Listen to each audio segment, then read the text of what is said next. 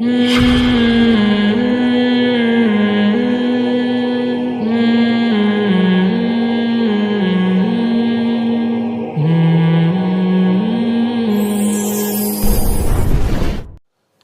سوال کراچی سے امبرین یہ کرتی ہیں کہ کہتے ہیں کہ چھپکلی کو مارنے کے بعد غسل کرنا ضروری ہوتا ہے، اس کی حقیقت کیا ہے؟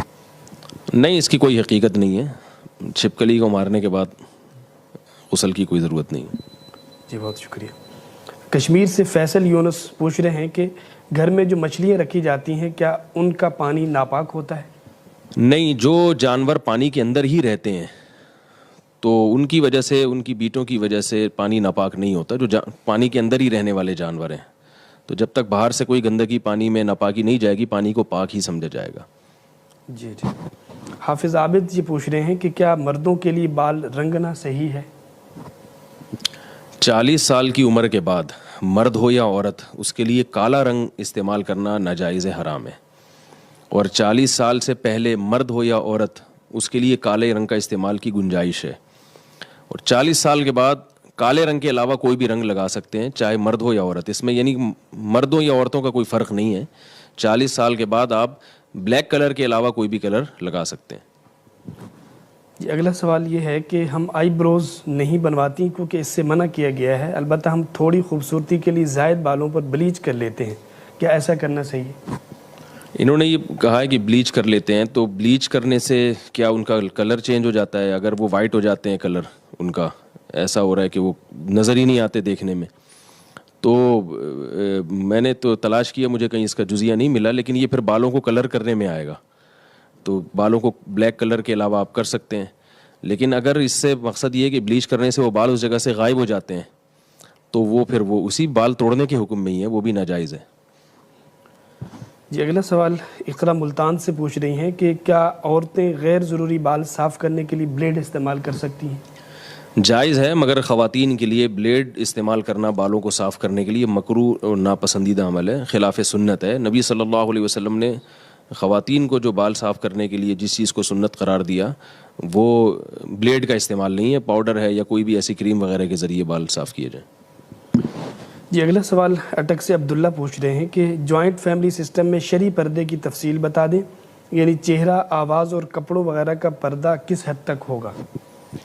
جوان عورت کے لیے جوائنٹ فیملی میں بھی پردہ فرض ہے اور چہرے کا پردہ بھی فرض ہے اس پر، البتہ کپڑوں کا پردہ کرنا بہت مشکل ہے۔ جوائنٹ فیملی میں اگر سب اکٹھے رہتے ہیں تو کپڑے کا پردہ فرض نہیں ہے ایسی صورت میں، اگر مشکلات پیش آ رہی ہیں۔ رہا یہ مسئلہ کہ یہ جو بعض دفعہ ایسے ہوتا ہے کہ جوائنٹ فیملی میں کوئی خاتون پردہ کرتی ہیں تو بالکل کمرے میں بند ہو جاتی ہیں اور وہ کہتی ہیں کہ آواز کا بھی پردہ ہے، جس کی وجہ سے جو گھر کے اجتماعی نظم میں پھر بہت زیادہ یعنی مشکلات پیش آتی ہیں، کھانا پکانا، یا ظاہر ہے جب سب مل کے رہتے ہیں تو سب کو ایک دوسرے کی خدمت کرنی پڑتی ہے، تو وہاں یہ گنجائش ہے، فقہا نے یہ گنجائش دی ہے کہ اگر کوئی بات کرنا چاہے تو بات بھی کر سکتی ہے دیور سے پردے کے پیچھے، اور اگر سب اکٹھے بیٹھ کے کھانا کھا رہے ہیں، جیسے ایک ہی میز پہ یا ایک ہی دسترخوان پہ سب کا کھانا کھانے کا معمول ہے، جیسے کہ والدین کی خواہش ہوتی ہے کہ سب بیٹے اور بہویں ایک ہی جگہ بیٹھیں، تو اس کی بھی گنجائش ہے کہ یعنی جو خاتون پردہ کر رہی ہیں تو وہ اسی رو میں بیٹھیں جس رو میں دیور بیٹھا ہوا ہے،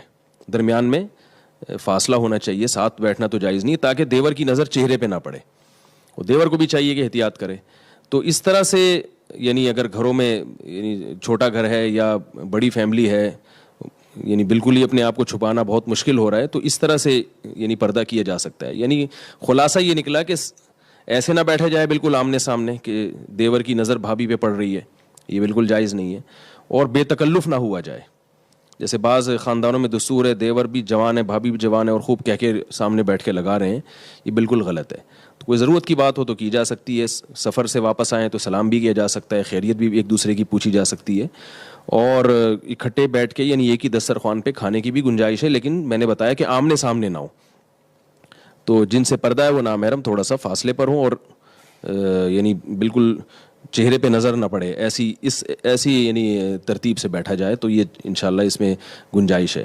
اور امام یوسف رحمہ اللہ تعالیٰ کے نزدیک اس کی بھی گنجائش ہے کہ خواتین جو آٹا وغیرہ گوندنے کے لیے، برتن دھونے کے لیے اپنی کلائیاں کھول لیتی ہیں، تو اس پہ اگر کبھی نظر پڑ جائے تو وہ بھی انشاءاللہ معاف ہے، کیونکہ خواتین کو یہ ضرورت ہے کہ اپنی آستینیں اوپر کرنی پڑتی ہیں، کلائیاں کھولنی پڑتی ہیں کھانا پکانے کے لیے، برتن دھونے کے لیے. تو جوائنٹ فیملی میں رہتے ہوئے اس کی بھی گنجائش ہے کہ ضرورت سے اگر وہ اپنی کلائیاں کھول لیتی ہیں تو اس گنجائش پر بھی عمل کیا جا سکتا ہے.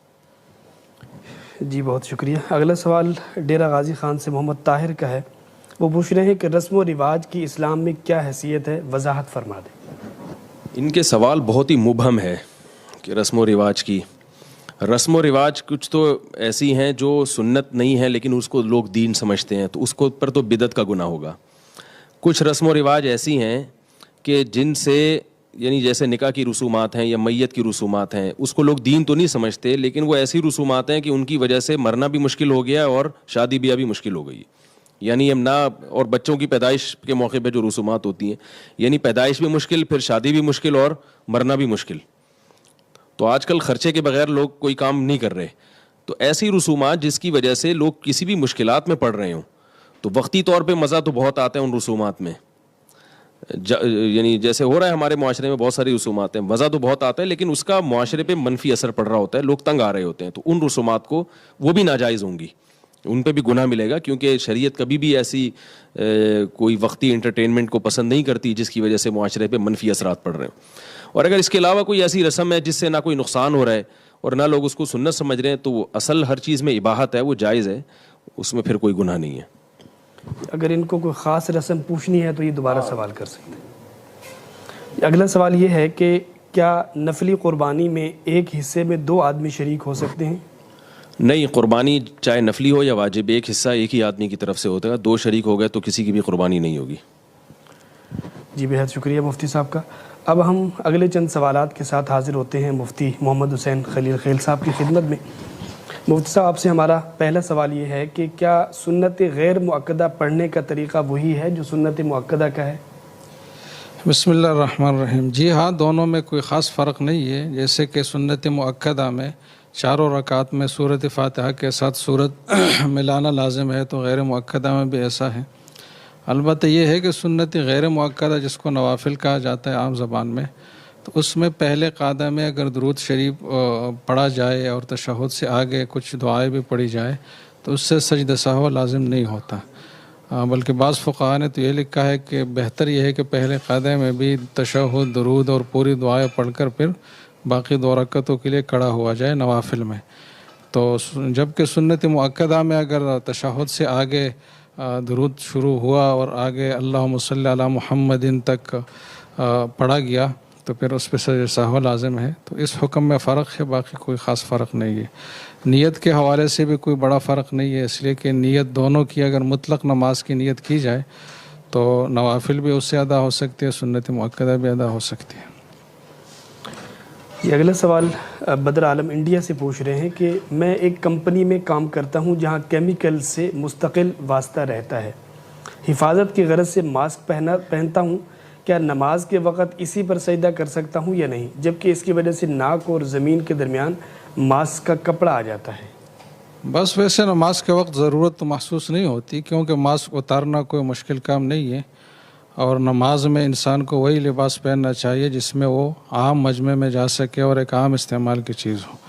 ماسک چونکہ ایسی چیز نہیں ہے، خاص مواقع پر استعمال ہوتا ہے، تو بہتر تو بہرحال یہ نہیں ہے کہ ماسک کے ساتھ نماز پڑھی جائے.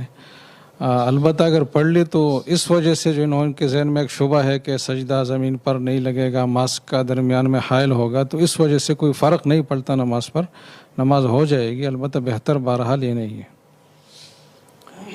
جی بہت شکریہ. اگلا سوال سید عبید مردان سے پوچھ رہے ہیں کہ کیا سیاست کی،